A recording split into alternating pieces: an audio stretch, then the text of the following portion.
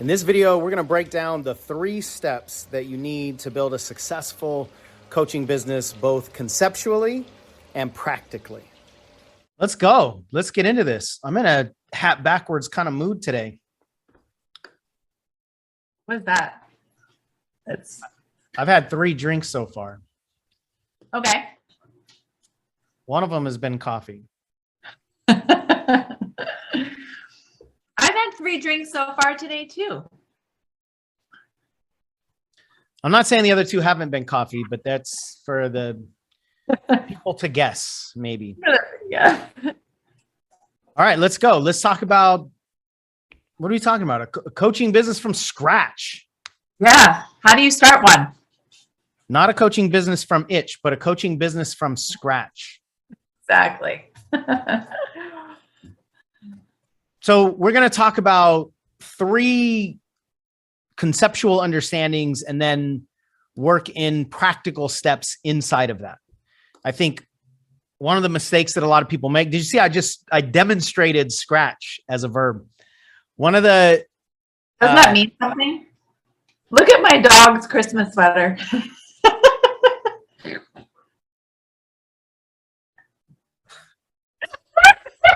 No, I will not. No. So,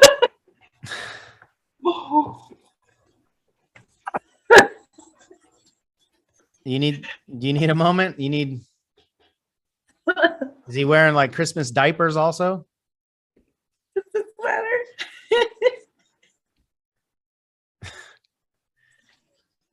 I know. I'm officially that person. Oh, okay. Time back in. I'm good. All right.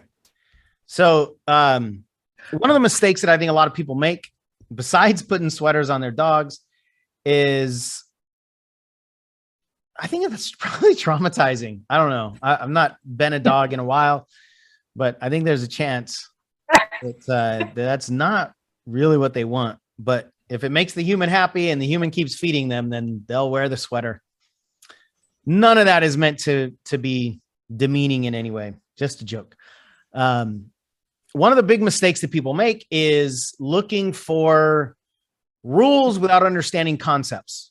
So if you just look at the steps to build a business, step 1, step 2, step 19, whatever the steps are, but you don't understand the bigger concept, you don't understand how to think like a business owner, then you're just following these steps without a bigger vision, then you're not really going to build anything. Even if you're successful following those steps, it's not going to be with any intention to create anything more long-term, because those steps weren't created with any long-term understanding. So without a higher conceptual awareness, almost all steps that we get for anything, whether it's in business or like how to get a boyfriend or girlfriend or how to lose weight or how to whatever, it's not going to be long-term successful unless there's some kind of long-term awareness built into the recipe. And that requires this bigger conceptual understanding. So we're going to give you the 3 concepts, and then we're going to give you the practical inside of it. And this is really for people that are starting out in business. This is not how to scale a business. This is how to make a business successful. And we'll do a whole nother video on what it means once you've gotten to success, what it means to scale, what it means to expand your influence and all that stuff. But most people never get to the successful part. So that's what this conversation is really about. And at the end of the video, we're going to give you a marketing concept you have to understand. It's going to make more sense at the end of the video. So stick all the way to the end, and you're going to take this marketing concept and you're going to apply it to everything and anything you do. I promise you, especially in today's world of social media and internet marketing and all the things that the humans are exposed to, this concept has to be one of the mantras, like one of the sacred laws that you understand. The final thing I want to say is there's not any kind of one size fits all approach. So we're going to give you the conceptual awareness. We're going to give you the practical how-to information. And we're also going to give people, we're going to give you all a chance to work with us one-on-one, and almost nobody is going to do it. So I'm going to just give you that seed right now. We're going to explain it all as the video goes along. So before we get into these, what do you want to say? Just that following steps when you don't know where you're actually going is like ridiculous. Like that's not even something that I would do in my own life, right? Just blindly just take steps without any kind of planned destination or understanding of like where it is that I'm walking and where I intend to go. And that's why I think this conversation is so critical, to have that, not just the practical steps, but have that conceptual discussion. Yeah, like at some point, somebody told you should put a sweater on your dog and you didn't think about the long-term ramifications of it. And so you just put a sweater on your dog. Do they all have their own sweaters? Right now, they all three have matching sweaters. That's even better. All right. Number one, study with mastery mindset. So this is really about how you set your learning mode, right? Because there's a learning mode that we are programmed with. I call it the regurgitation mindset. And it's really what most of us get from school. School teaches us to learn information so that we can regurgitate it on a test so that somebody can tell us how we did, and hopefully we'll pass. We'll pass the test, we'll pass the class, we'll get the degree, whatever it is that the goal is. But what's really important, you and I were just talking about this before we hit record, is to understand why that system is set up that way. Our school system, the general, I don't know if this is like Western culture, I think it's pretty much everywhere, but the traditional schooling system doesn't have the individual person in mind.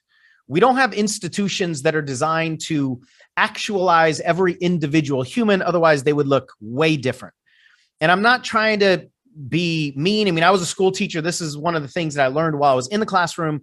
And it's just an awareness that institutions cannot serve every individual person, because institutions are designed to move people along some kind of an assembly line.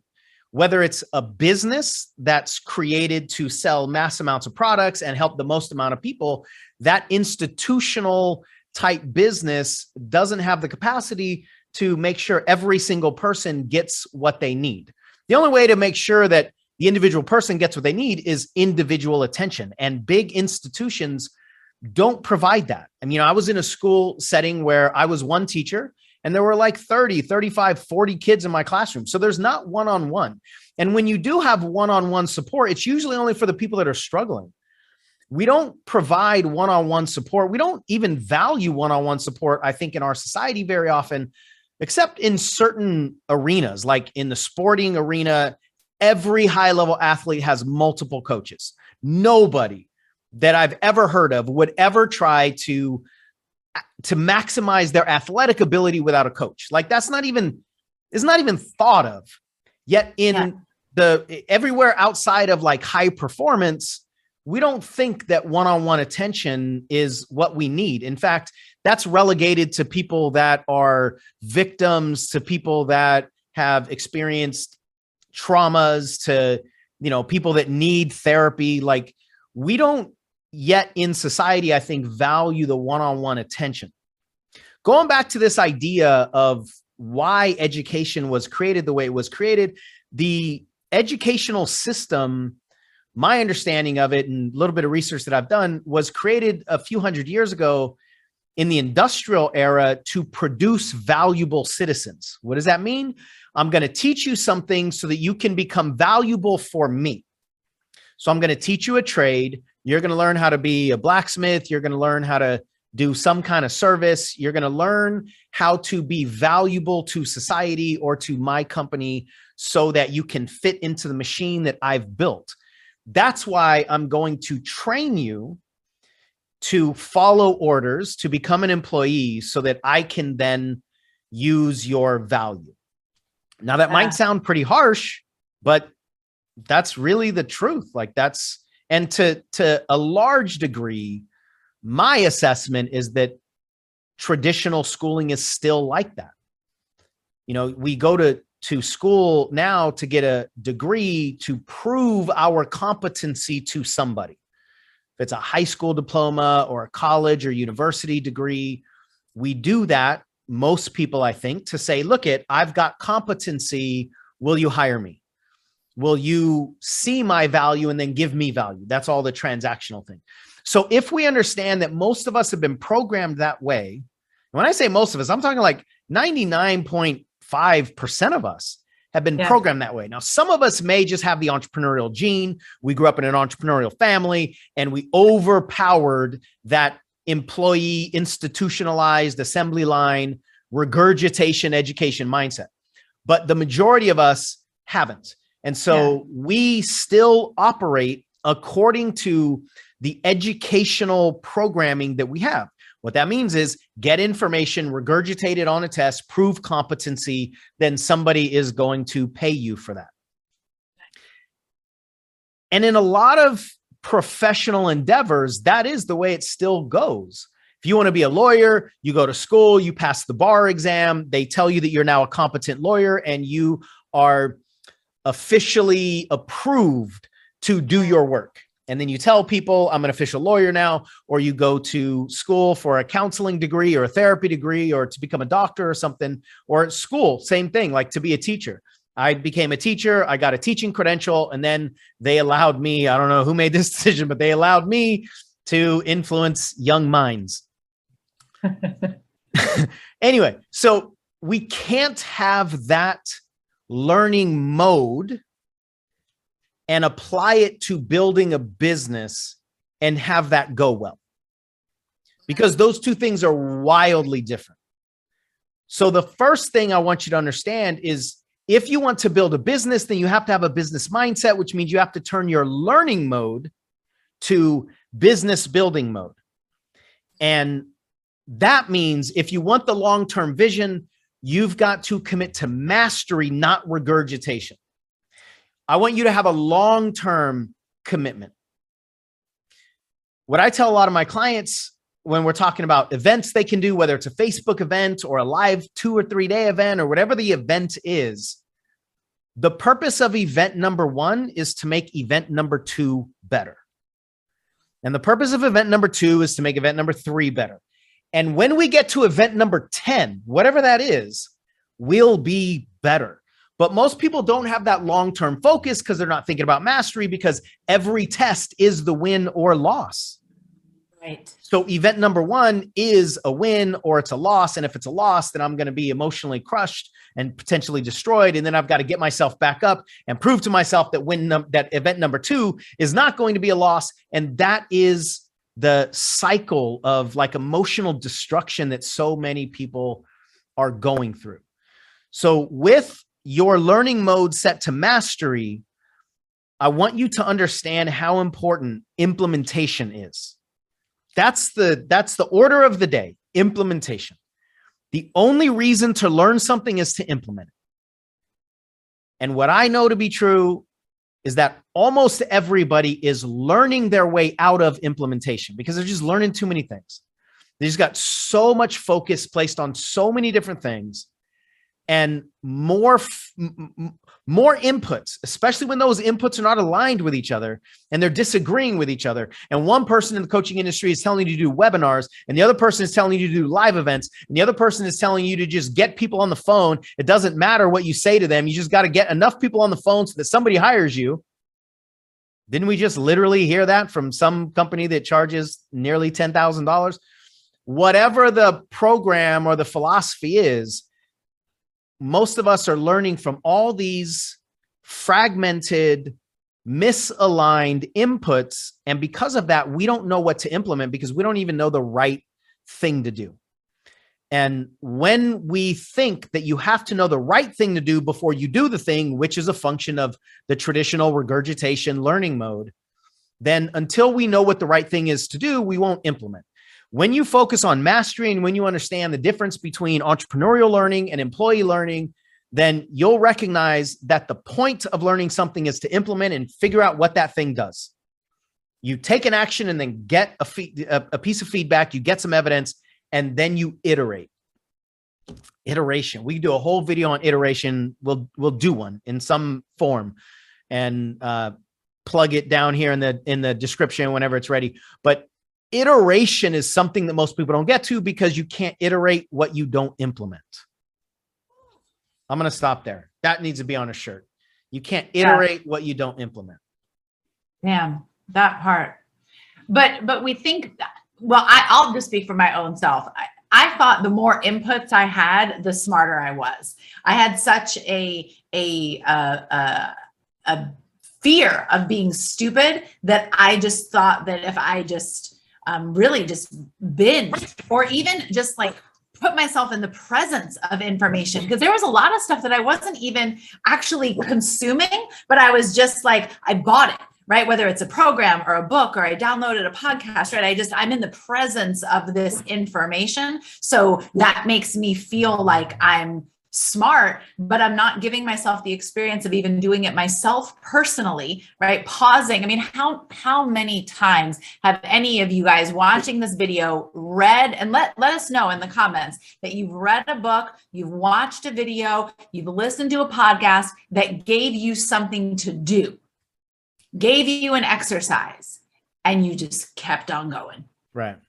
And we lie to ourselves and we tell ourselves like, oh, I'll get to that later. I'll do it later. But we know, and our body knows we're lying. Like we know we're just not coming back because we think, and I've done this, right? The faster I get through the book, then I can get through another book, then I can get through the next training, and then I can do the next thing. And then I'm going to be smart because I have all this information, but none of it's in my body. I mean, and then the other thing that you said, Sean, that was so profound for me is that I really believe that we have this like worthless, unworthy belief that actually leads us to believing that we have to perform, we have to do something to earn the one-on-one attention, right? So that when you were talking about having the coaching and having that personalized attention, right? We feel like, well, yeah, but I'll get to that once I get the clients, once I make the money, once I'm successful, then I'll come back around, because who I am, whether we're conscious of this or not, who I am without those things is not enough to deserve those things. Man, that's huge. So I'll wait till I get the things that the one-on-one support is required to get, and then I'll get the one-on-one support. And yeah, there's so much to that.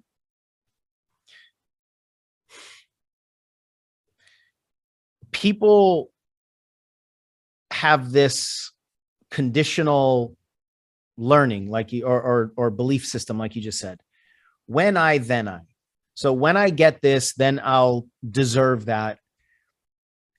And true entrepreneurs don't have that kind of conditional permission. It's, if this is the thing that I need, then the only question that makes sense is, how am I going to get that? But most people will just take an option and go, well, I can't do that. Whether it's price or, I mean, you know this because we've talked about this. How many times people take themselves out of something that they don't even know the details for? Yes. I mean, how many times have people told you they can't afford something that they don't know the price of? Yep. They can't do a program that they don't know the details about. Yep. Like so many people just pre-reject themselves before they even know what it would entail. We're obviously fired up about all this stuff because we've been seeing it for years and years and years and years. And we hope that it's landing for you the way it's intending, which is, I don't want to say harsh or tough. I mean, you know, the phrase tough love, but it's advocacy.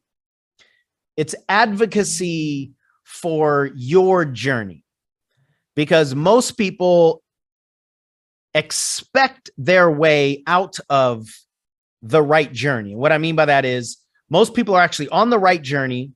They're experiencing the things that they need to be experiencing, but their expectations have convinced them that this isn't the right thing, that this isn't the right evidence, that it's taking too long, that it's not as easy, that it should look like something different. And that's what causes most people to quit, is actually false expectations along the right path. So that's where this advocacy comes from. And I think you hit on something a moment ago that is critical to understand: the importance of urgency.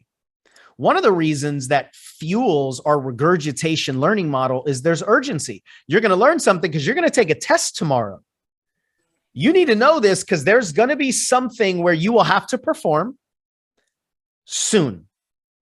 And when we know we're going to have to do anything soon, there's more urgency on the implementation. But when you get into business for yourself and there's nobody giving you any time urgency, then it's easier to do the thing later. It's easier to put anything off today till tomorrow, and then tomorrow comes, but now tomorrow is today, and tomorrow is now another day other than today. And it's just easy to get into the tomorrow cycle because there's no urgency. Yeah. That's one of the reasons why so many of us don't grow, is because to grow, we have to take action. But to take action, most of us need urgency because of the implementation mode. And the sad thing is we have urgency already. We're just not plugging into it. If we look for urgency somewhere else, which is, how long are you going to sit on your gift? How long are you going to not know what you're made of or what you're made for? It's a different kind of urgency that speaks to your soul, not to your ego. The ego is the one that wants to perform, that you spoke to a moment ago, so that we can have this positive self-image, so that we can have approval from other people, so that we can not fail, and all the things that the ego cares about. The soul is just driven by different fuel. So there already is urgency. It's just most of us haven't made this shift into a different learning mode, and we haven't touched the urgency that's already inside of us. And because of that, we're actually not touching all the resources that we also have inside of us. When you switch to this mastery mindset, your focus will be more on progress rather than production. Instead of producing results that you want, you're going to be focused on progress of the journey. And when you're focused on that, then my whole body just relaxed when I just said that. When you focus on progress, then you'll value practice over performance. Yep. When you do a Facebook Live for practice, it's different than doing a Facebook Live for performance. When you put a YouTube video up for practice, it's different than doing it for performance. Your ego will shut you down if performance, and therefore success and approval and all the things, and protection and all the things the ego cares about, if all of that is on the line, these videos are going to be excruciating for you to put out. But when you recognize, I'm practicing, I'm making progress, I understand that it's not going to be comfortable. I understand that I'm not going to like what I make in the beginning. In fact, I think you have to not like what you make in the beginning if what you're making is authentic to you, because the ego inside of us is the one that's editing all the stuff that we do and say. It's the entity that's been trying to convince us to swallow all that stuff this whole time. So if that's the thing that's been telling us to not speak out, what do you think it's going to think about what you say? Right. It already doesn't like it, which is why it's telling you to not say it. Right. So when you say it to the audience that has already told you not to say it, they won't like it. The most important audience member is going to be yourself. It's your self audience. It's your self critic. It's that ego. And then the audience of other people that fit this judgmental, disapproving kind of profile. For most of us, that's going to be close friends and family. So you've got this self punisher that's not going to like what you have to say most of the time. I mean, I still don't like the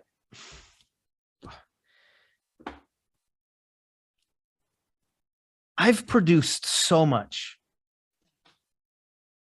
And the more sacred that something feels to me while it's inside of me, and the more that I know this is something that needs to be heard by somebody, and it's something that I need to say, the more sacred and the more valuable it feels to me internally, the more I go in on myself as soon as it gets oxygen. My 2 TED Talks, as soon as they came out, as soon as they were shareable, as soon as I started to share them, I shut myself down.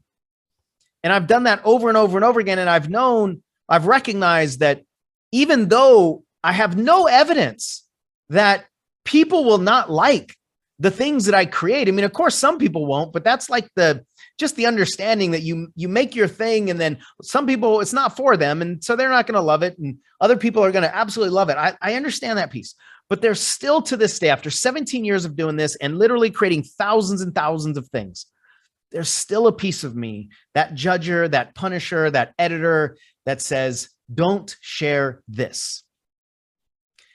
The reason I bring that up is because so many of you think that step number one is to shut that voice off. And if you ever learn how, send me your link and I'll buy your program. Right. Because I have not learned how to shut that voice off. I've only learned how to ignore it and hit publish anyway. That's the missed expectation that comes from all the things that we've been talking about and the way that we learn. You have to understand that mastery and evolution is a completely different animal than the way most of us are programmed to learn and programmed to grow. You have to be willing to fall down. You have to be willing to be bad. You have to be willing to be shitty. You have to be willing to suck. You have to be willing to not like the things that you create so that you can get better. Yep. As soon as getting better is truly the currency that you're most committed to, instead of money, success, approval, likes, viral videos and posts, as soon as getting better is truly the thing that you're most committed to, that's when you'll take your first step towards mastery. Absolutely. Anything you want to add to that before we get to the practical piece of this?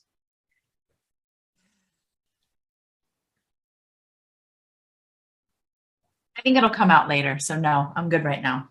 Perfect. So when you go into mastery level learning, you have to understand that building your muscles is what you're after. Getting better, building your muscles. There are internal muscles, there are emotional muscles, there are how to do it muscles, there are strategic muscles. Building your muscles is what mastery is about. It's about getting better. It's about raising the value of your work. The only way to do that, it's like working out. The only way to build physical muscle is to first tear the muscle down. The muscle only grows in repair mode. If you never tear the muscle down, it'll never repair itself. Therefore, it'll never grow and it'll never get stronger. And if you don't use the muscle, it'll atrophy. And within a matter of months, if any of us stop using a physical muscle that we have, a literal muscle, in just a matter of months, it will start to shrivel up and it can literally like go into muscle atrophy, which is almost death to the muscle. And the process of growth and creativity is actually very similar. You've got to build your muscles. Specifically, the most important one is your resiliency muscle. But here's the thing. The only way you build a resiliency muscle is through adversity. It's the only way, because resiliency is about getting back up. And I think most of you would agree.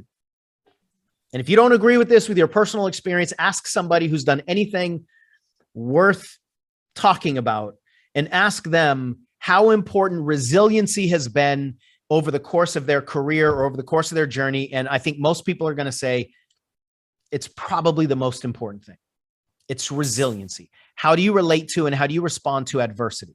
That's resiliency. So if resiliency is the most important muscle that you're going to build, and resiliency is about getting up, then what does that mean you have to do? Fall down. If you don't fall down, you can't get back up. And if you don't get back up, you can't have resiliency. And if you don't have resiliency, you cannot win the entrepreneurial game, because it will not go according to expectations. And I think our reaction to missed expectations is really almost the entire piece, the most important piece of the entrepreneurial journey, because you're never going to hit your expectations. And I say never loosely. 99.9% of the time, you're not going to hit your expectations.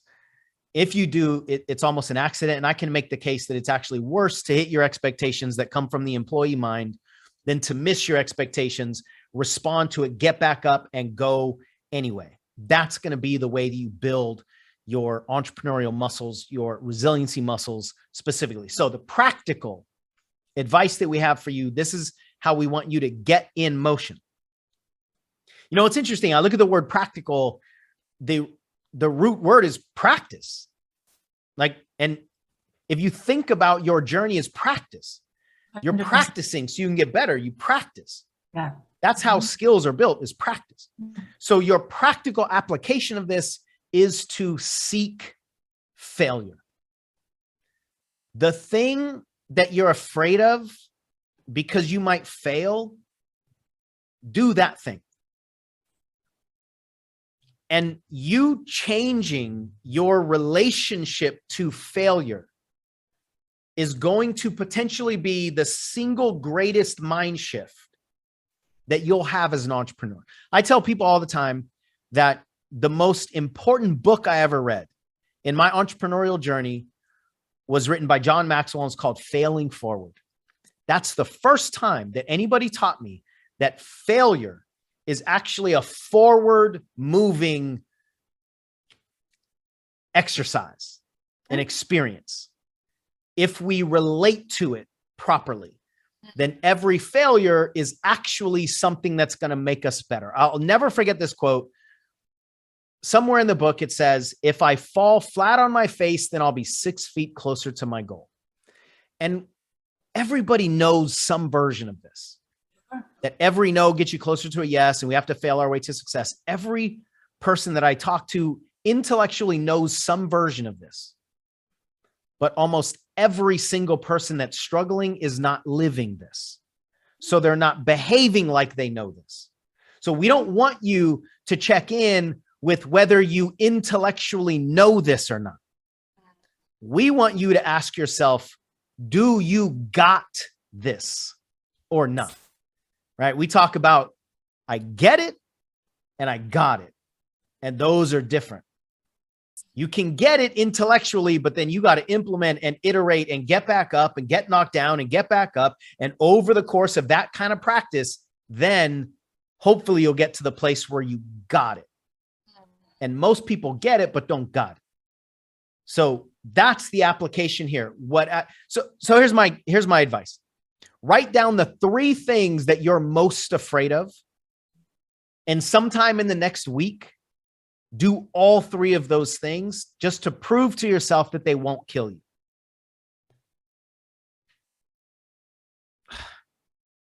I feel myself not breathing right now for whatever reason. Because I think this mode, like when we're afraid of failure, we're literally in protection mode. And I think my body is like embodying that right now, that we're in protection mode. Like, don't breathe. You know, my shoulders are tight. Like, that's how most of us are living our lives, especially in the entrepreneurial journey. We're afraid of failing. We're afraid of rejection. We're afraid of disapproval and all the things that we're afraid of, and abandonment and all this stuff. And so we literally walk around in perpetual protection mode, and there's no freedom. No. So we've got to shift the way we think about this so that everything that we're about to say in the video and all the other things that you're going to do in your entrepreneurial journey actually have a chance to take hold. I mean, your nervous system is in lockdown, right? Because it feels the potential threat, right? In those moments. What I was thinking when you were talking, Sean, is that as a coach, like, this concept is critical for us to embody for our clients, because this is the personal development journey, right? Like, personal development isn't like, oh, I healed that thing, check mark, I'm never gonna ever have to deal with it again. And I remember being actually at an event with you and saying some version of like, can I just get to this like ideal high level like state and just stay there, like 365, 24 hours a day, 7 days out of the week, every day out of the year. And the reality, I wasn't actually kidding in the ask, right? Because I just thought, like, if I could just get That's real. If I could just get here, then I could stay here. And I think a lot of us have that attitude, and it's in this entrepreneurial business journey as well, right? We're trying to just get to this place and stay here. But what you were saying, Sean, is that it's less important to be able to get there and stay there than it is to be able to come back. To know that you can come back, to know that you can get off and you can come back. You can feel a certain way and you can come back. And for you to be able to embody that and model that for your clients within your own business and your own journey, that's everything, because it's going to be the same for them as well, right? You're not doing work with them that's just going to be like, oh, that thing is completely gone and never in any area in their life at all is it ever going to come up ever again. It's about helping people have this, the way I hold on to it, it's about helping people have the skills to be able to be resilient in the presence of failure. And what that leads to is trust. Yes. So if you're not afraid of falling off the balance beam because you trust yourself to get back on the beam, then while you're on the beam, you're going to be more free in your actions. And when you're free in your actions, you're going to fall off less because you're no longer afraid of falling off. And that's the mindset shift that we really need to make before any of this other stuff actually works. And what most people are looking for are the rules or the templates or the funnels or some series of steps that can subvert everything that we just said, that can be a detour around that. Can I not change my mindset, but can you just give me the detour so I can still get to the place I want to go without having to go through the requirements? So this first piece is by far the most important because it's the foundational piece. It's like setting the soil before you plant any seeds. If you don't have the right soil or you don't have any soil, you could get the right seeds and try to plant them in cement and they're not growing. And how many people have the right seeds but not the right soil? So assuming that you do this piece, some of you might even want to pause the video and do something right now to prove to yourself, like Michelle talked about a few moments back, to do something now instead of later. Don't let your purpose, don't let this thing that you really want to do with your life continue to be pushed off till tomorrow. For some of you, the most important thing that this video might entice you to do is just do the thing that you're afraid of doing just for the sake of doing it, not for the sake of avoiding the failure, not for the sake of feeling good, but just for the sake of doing it. And that right there can start to shift the programming mechanisms that most of us have so that we can now get in motion. So having said all of that, let's get to number 2. And number 2 and 3 are going to be a lot shorter because what we just talked about is the soil. And once you shift your mode, now these other things are easier to actually implement and then learn from, right? And you can, one of the things that I think you said a few years ago that I think is really critical is that we cannot learn while we are protecting. So while we're afraid of failure, we can't learn. And so this nervous system anxiety that you spoke to literally shuts down our capacity to learn. And that's one of the reasons why so many people, really struggle. And you can tell that we're animated about this. This is something that we're extremely passionate about because what we've recognized is that the main reason most coaches fail or struggle is because they never shift into the identity of an entrepreneur. And I'm not going to give you the full pitch of a program that we're going to do, but I'll tell you, we're going to create a program. It's going to be called Entrepreneurial School for Coaches. There'll be a link in the description. Whenever you watch this video, I don't know if we are registering for that program or you can get it on archive or whatever. I don't know. It depends on the time that you're watching this, but one of our missions now is to help people become entrepreneurs, because unless and until you become the essence of and the identity of an entrepreneur, all the entrepreneurial rules won't stick. I'll leave it at that for now. All right, number 2, pick a target and take a shot. Pick a target and take a shot. That's basically numbers 2 and 3 actually wrapped up. So number 2 is pick a target. It could be a target client. It could be a target topic. We call it a niche. You call it ideal client. There are a few different phrases for it, but you've got to have clarity on a target. And the purpose of getting clarity on the target is so that you take action. Most people think the purpose of getting clarity on the target is to be right or to be successful. That ain't the purpose. Not with mastery level learning. Like, think about somebody that wants to become a concert pianist. You know, you want to be a masterful piano player. The clarity of where to put your fingers on the keys, and even maybe some of the very first things you're going to do, is only for you to start fumbling around with it. Yeah. It's for you to get in motion so that sometime off in the future, you'll actually maybe be able to not look at the keys, maybe be able to do the song or the music or whatever without looking at the book, right? It's growth. It's for progress. So the target is only clear enough to get in motion. That's the whole point here.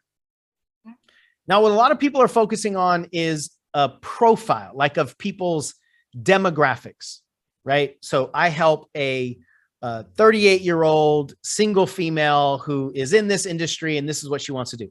And that's great. And I don't have anything negative to say about that. But for a lot of people, or I'll say, and what we also want to focus on is the psychographics, meaning who is that person internally, not just externally. Don't get to the point where you can do a police sketch of your seeker.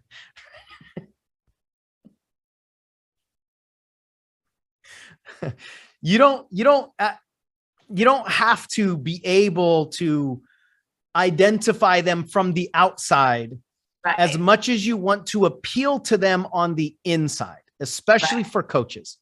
Yeah. If you're a speaker, meaning like, you just want to do keynote talks at conferences and stuff like that, or you have a technology product and that's going to fit a certain need in the market, this isn't as important. But for those of you that want to be coaches, you want to help individual people, you want to provide transformation on some level, they need to know that you know them.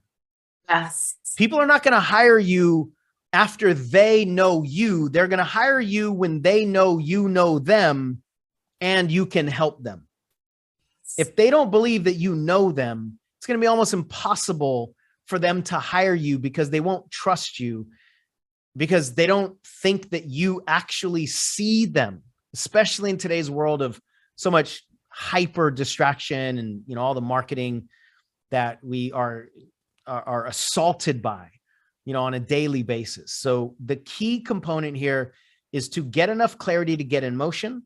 And then when you get in motion, more clarity will come. What's interesting is that most people are waiting for that kind of clarity that I talked about. Like, I need to have super clarity that this is the right thing for me to do, that this is the person that's going to buy my thing.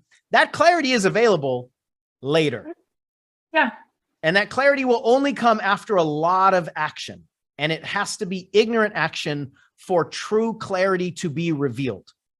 If you don't know what your next action is going to produce, take it, because the most powerful lessons you're going to learn are through the actions that you're ignorant about. You don't know what it's going to create. That's actually the required kind of actions. Yet most of us don't want to take an action until we know exactly what it's going to produce, when it's going to produce, what the process is going to look like, what the journey is going to be like, so we can prepare and stuff our backpacks with the things that we need along this journey. And that kind of clarity is not available until way off in the future. Mm-hmm. It's available, but only after a lot of ignorant action. So have enough clarity to get in motion, and then allow your target to, or your niche, your mission, your thing to reveal itself. But they never reveal themselves to somebody standing still. nor should they. Well, okay. Yeah. Yeah, we put so much pressure on ourselves, right? To get it right, to have the right thing, to have the thing that's going to make the money, to have the thing that's going to be successful, to have the thing that we know people are going to want before we even offer them anything. Right. Right. And pre-purchase my thing. Right. And there's just, we put ourselves in this like isolation, right, container where there's nobody else's feedback but like ourselves and our inner critic, which you were talking about earlier, with our ideas. And we're trying to use that filter to evaluate. Like, we're not even in that space. We are not even qualified, right, at all, to be able to make any kind of assessment about whether it's good or not good, or valuable or not valuable. It's just that the thing that really shifted for me years ago is recognizing what you said, right? The purpose of this is simply to get in motion. That's it. Do you have enough to write a post? Great. Start there. Do you have enough to record a video? Great. Start there. You don't need anything beyond that, because it's those people out there outside of here, right? It's those people out there that are going to give us any kind of feedback that's going to allow us to make any kind of adjustments. But we're the ones that are putting so much pressure on ourselves. It's no wonder we can't move, because we believe we've got to do the thing. I call it, for myself, I call it the gold star syndrome, because we believe we've got to do the thing that's going to get us the gold star, right? Just like we were talking about at the beginning, right? Like, I passed the test, like I did good. Right. I did good. Look, people liked it. I did good. Right. And we make that mean I am good. So then we don't want to not get the star, because then that means that we're not going to be good. So then we don't actually produce anything at all. It's a wild and exhausting, like, just spin that we can be doing. And I think actually, because we're spinning out and going in these circles, we've actually convinced ourselves that we're moving when we're not going anywhere. Yeah, that's a really important piece. And this is how almost everybody does it, you guys. So if any of this is landing with you, and I guarantee it is, because this is how it works. This is how we as humans learn. This is what we do. This is what happens when we get into the entrepreneurial world. If this isn't happening to you, you're not watching this video. You're not subscribed to this channel, because we're just not speaking your language. So if you are attracted to just about anything that we teach, this is happening for you, because it's happening for just about every single person, myself included, Michelle included, and just about everybody in our community. So this is not about motivation or whether you're strong or you got your head screwed on straight or any of that stuff. This is about human learning and understanding what it's like to change tracks. It's scary. If it's not scary to where it produces fear inside of you, it's at least unfamiliar. And you have to understand that the human brain does not like unfamiliar. So this is about the neurology of the human brain and how humans learn. This is the way it is. And what most people are trying to do is avoid the things that are required. If you try to avoid the things that are required, then you'll never learn the lessons that the requirements are going to give you. And if you never learn the lessons, then you can't win. So the practical application of this is to choose a target. I mean, you've seen me do this, Michelle. Like, sometimes people will go, where should I, like, what target should I choose? And I'll go, okay, watch my video, right? This is how you do it. Okay. Like, literally, just close your eyes and choose one. The longer you've taken to try to choose your target, the less qualified you are to choose your target, because you've already not chosen it. So when you pressurize a recipe that hasn't worked, that actually doesn't make the recipe work. Not only does it create more misery for most of us, but when a pressurized, non-working recipe chooses something, it's going to choose the wrong thing, because it's already not working. And the pressure is just going to lead to, like, the temptation to just get out of this pressure. So when we pressurize ourselves in this way, the choices that we make that are approved by that internal self-judging, abusing entity is only always going to be wrong. The choices we make are only always going to be wrong because we're not making them with a clear mind. We're not making them with alignment. We're making them with pressure. We're making them with deficiencies. We're making them with negativity. We're making them with resentment. We're making them with the wrong energy.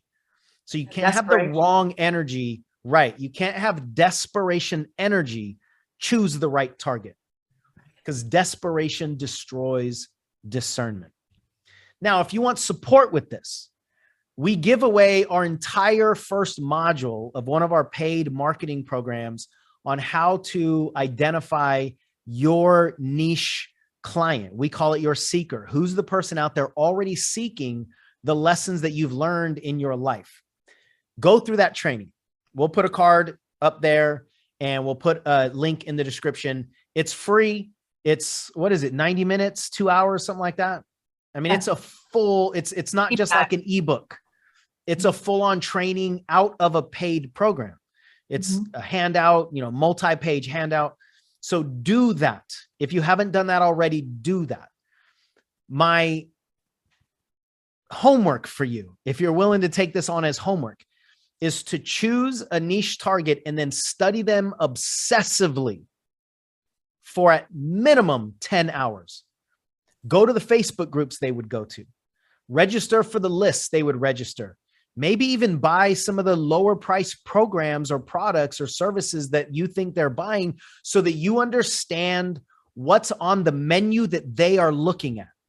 Yes. And you'll pay attention to what's working. What are they buying? What are they not buying? Your most valuable strategic asset is your seeker's mindset. But most people are not going to study them obsessively. Well, you can't study something you haven't identified.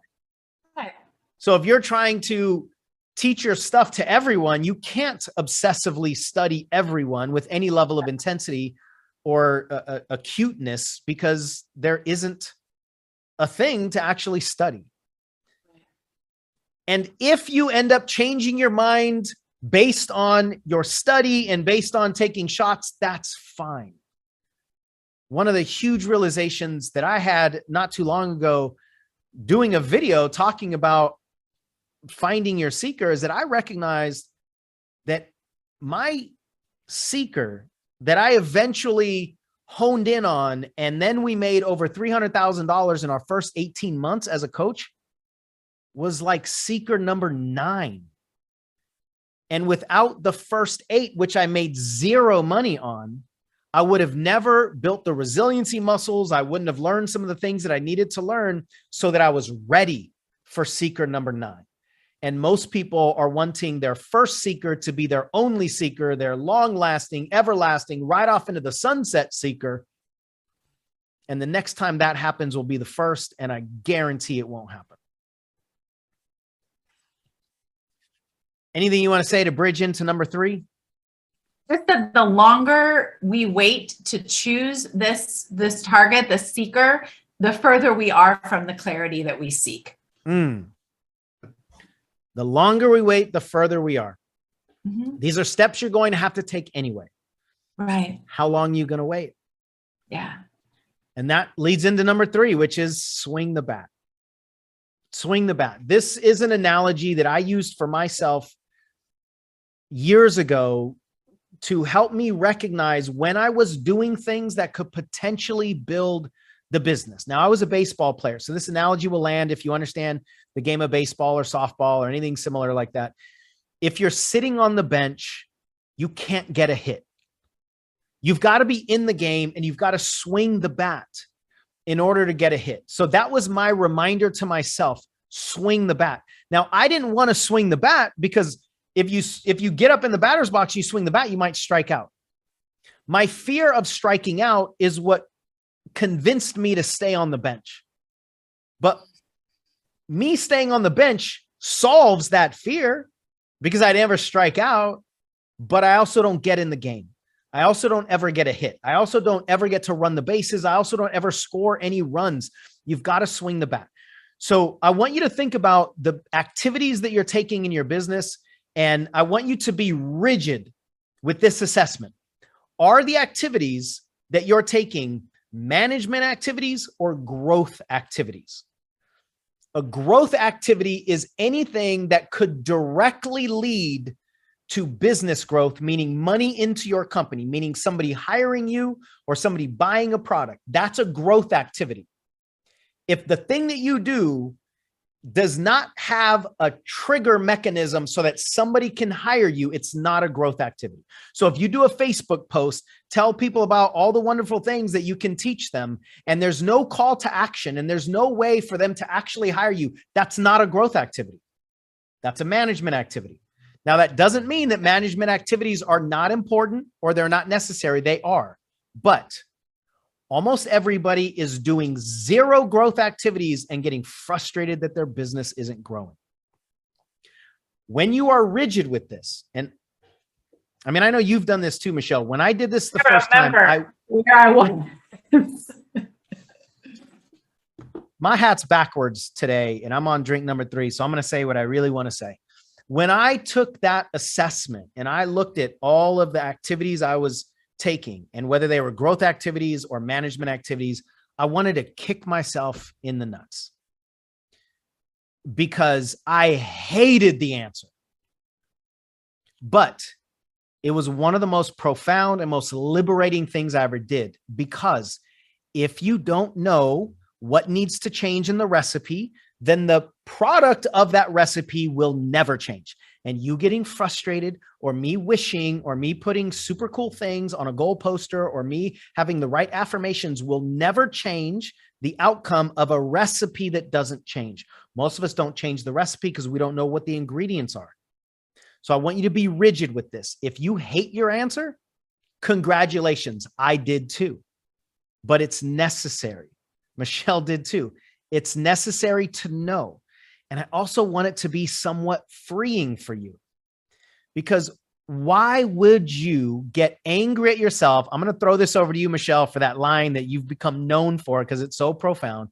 Why would you get angry at yourself? Go ahead. I don't even want to.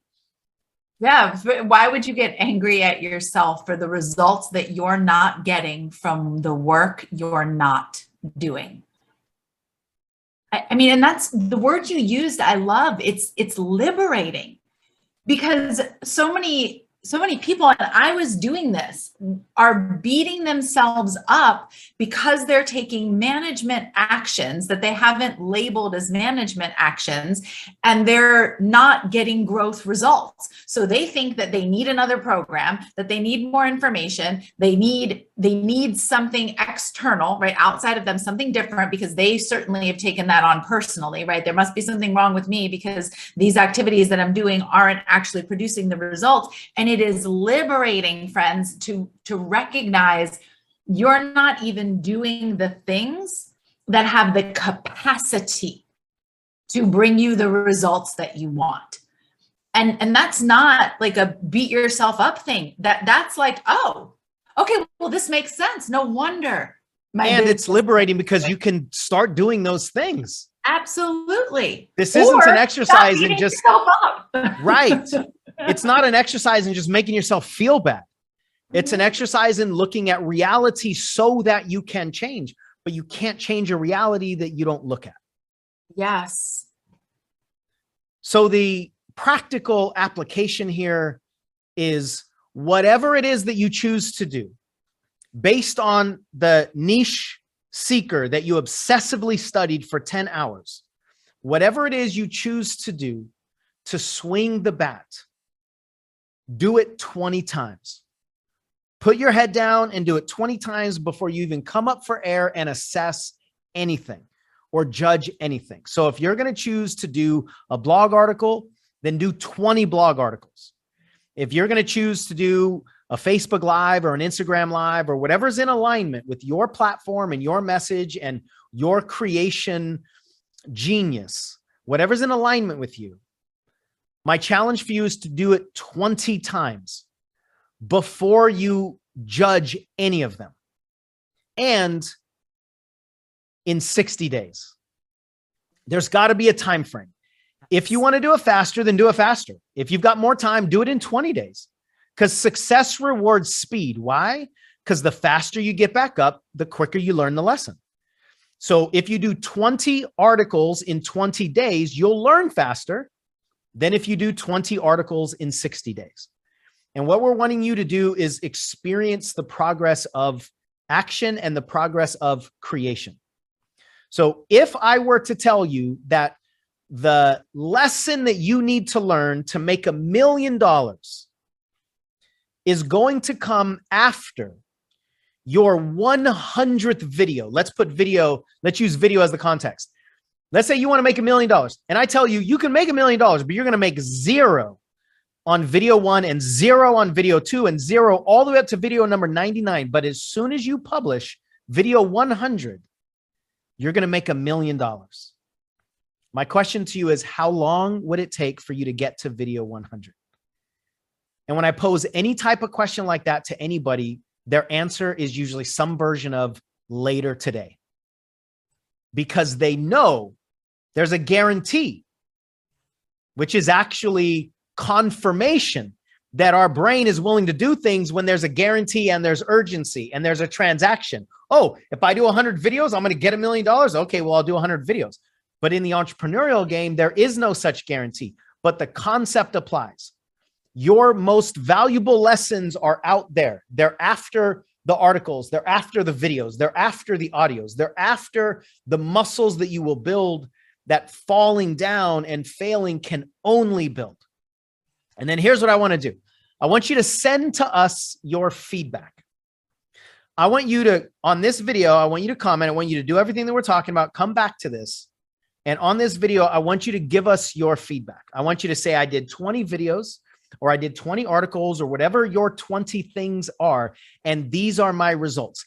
Give us everything that you can that's relevant to your action, to your growth activities.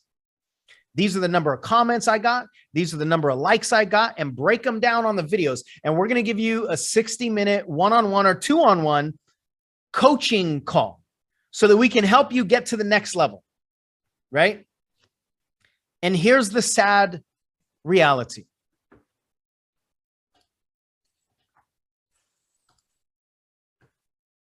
Nobody's going to do that. I say that because I want you to do it. I say that because I want you to be the person that gets challenged and then actually does it. Because there's a lesson for you in that, I promise you. And we'll tell it to you on that 60-minute coaching session. It's pretty crazy to offer a 60-minute coaching session. We'll probably have to put some kind of limit to it, right? So we'll just say the first 10. We need urgency, right? So the first 10 people that do that, we'll give you a 60-minute coaching session, which would be $1,000 for a two-on-one coaching session like that. Most people will not do that. If you're the kind of person that will take a challenge and do the thing that most people won't do, then we want to reward you for that. So the final thing before we end this video is anything that's harder for you to do is generally going to be more valuable, meaning personal conversations, one-on-one, direct messages, rather than just blanket announcements on social media. Anything that is easier for you to do is easier for them to ignore. And anything that's easier for them to ignore drastically decreases the efficacy of it, drastically decreases the value in it. So again, we got to go against the grain, you guys. Do the things that most people won't, and you can actually build a business that most people don't, because it's all about understanding the recipe, having the right mindset, and then getting in motion. Now, a great follow-up to this conversation is that video right there. It's about how to solidify your most optimal, ideal niche client. There's your niche. There's your ideal client. Right. I think the best place to start for most coaches is to teach an earlier version of yourself. The reason that's